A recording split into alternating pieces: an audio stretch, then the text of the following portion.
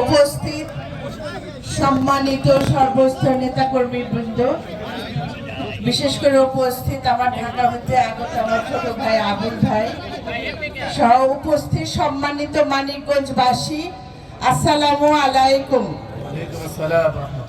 আজকে আমরা এমন একটা সময় দাঁড়িয়ে আছি, আমরা ভারাক্রান্ত হৃদয় নিয়ে দাঁড়িয়ে আছি। দেশের এই মুহূর্তে আমাদের দেশনেত্রী বেগম খালেদা জিয়ার উপস্থিতি খুবই প্রয়োজনীয়। আপনারা এখানে যারা উপস্থিত আছেন তাদের সবার কাছে বলবো যে আপনারা সবাই একাগ্র মনে আল্লাহর কাছে দোয়া করেন যেন আমাদের নেত্রী সুস্থ হয়ে আমাদের মাঝে ফিরে আসে।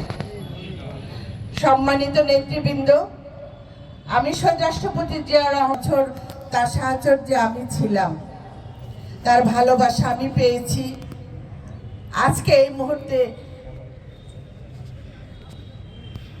আমি এখন বুঝতে পেরেছি যে আমার জীবনে যেমন আমার বাবা খুব একজন কাছের মানুষ ছিল, ঠিক সেইভাবে দেশনেত্রী আমার অনেক আপনজন ছিলেন।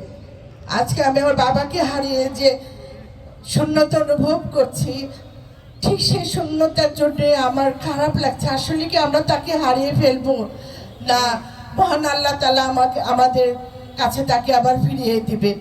তাই সবার প্রতি অনুরোধ, এই দোয়া মাহফিলে আপনারা সুশৃঙ্খলভাবে অনুষ্ঠানটা শেষ করার জন্য সহযোগিতা করুন।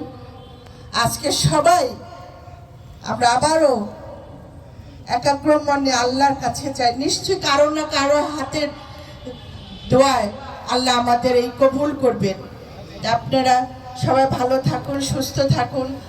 পাশাপাশি এই জিয়া পরিবারের প্রতি আপনারা সবাই দোয়া করবেন এবং এই দলের প্রতি, এই জিয়া পরিবারের প্রতি শ্রদ্ধা রেখে আগামী নির্বাচনে আপনারা সবাই ঐক্যবদ্ধভাবে কাজ করবেন, এই প্রত্যাশা নিয়ে আমি আমার বক্তব্য শেষ করলাম। ধন্যবাদ সকলকে।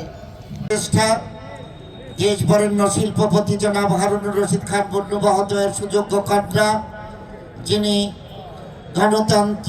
গণতন্ত্র এবং ভোটাধিকার অর্জনের সংগ্রামে দীর্ঘ 17 বছর ফ্যাসিস্ট হাসিনা সরকারের বিরুদ্ধে আন্দোলন করে সফলতা এনেছেন।